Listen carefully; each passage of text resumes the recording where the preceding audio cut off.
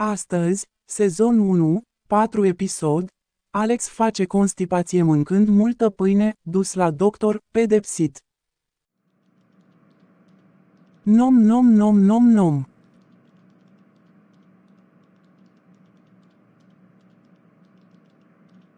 După ce a mâncat 7 felii de pâine, 1 oră mai târziu.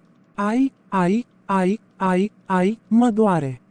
Mama, vino încoace. Ce se întâmplă, Alex? Mă doare burta, adică constipație. Ne ducem la doctor acum.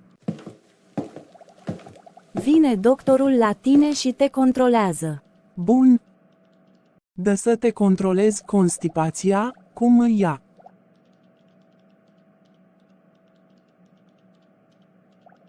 Ai nevoie de medicament, Dufalac și Picolax, să bei 30 ml, nu mai mult de 30 ml.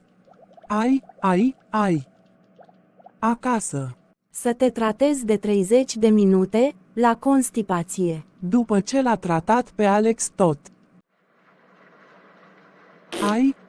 Ai.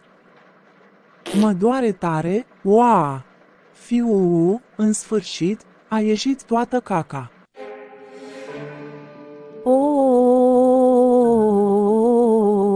Alex, cum te îndrăznești să faci constipație, dacă mănânci 7 felii de pâine?